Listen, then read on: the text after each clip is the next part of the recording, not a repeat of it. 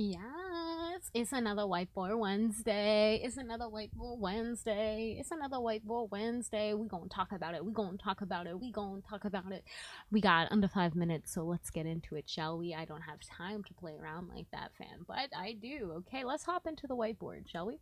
All right, so here we have our double diamond. Today we're gonna be looking at how to design literally anything using this double diamond approach. Okay, this is a framework to create and design potential solutions for literally anything.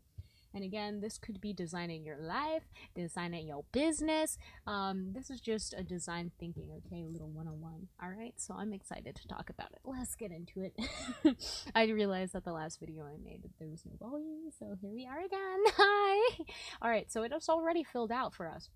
And here you can see that there are 2 diamonds and there are some words. Okay, so let's just start over here, shall we? Let's start over with what we see is the starting point. Oh yeah, there's a starting point, right? And the starting point, we have the word discover. And we can see that the arrows of discover are getting larger. And then it goes to define. So what's actually happening here? So this framework is really like a pair of goggles. You can look at any project that you are doing, be it for your business, personal life, whatever it is, to get to that solution, that end goal at a happy place, right? We all want to be here, right? We all want to have that little flag. So I'm not even drawing right here. I'm just explaining the double diamond.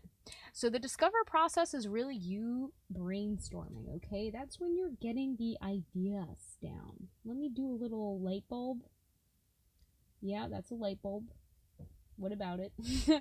So you're really getting those ideas down. That's when you brainstorm. That's when you really discover what other industries are doing. That's when you just explore the possibilities out there. And then from the discover point, you're going to eventually want to have a cutoff date. You're going to want to have a time where you're like, okay, that's good. There's no more. Like, if we go any more, you start getting lost in the sauce. That's when you know that you got to go on to the define phase. Okay, what happens in the define phase? This is when you kind of get a clear idea of what you are creating this for. Okay, the potential solution, you need to have, you should be able to define it in a sentence or two, right? If this is your business, then you should be able to have your mission statement. If this is a project, you should be able to explain it to people very quickly, and you should define the resources and requirements needed at this time. So the define stage is really refining what you put down, and really getting it to that pinpoint right here in the middle. When you get to this point, then that means that you have your problem statement. A problem statement, it's not a problem, guys, but you need to have an idea of what you're creating. Whatever it is, it's usually stemming from a pain point, right? If you're creating a project for a loved one, maybe the problem statement would be that they don't feel loved enough, so you're creating something to help them with that. Okay, that's obviously not the best example, Esther, but I went there. Sorry, guys.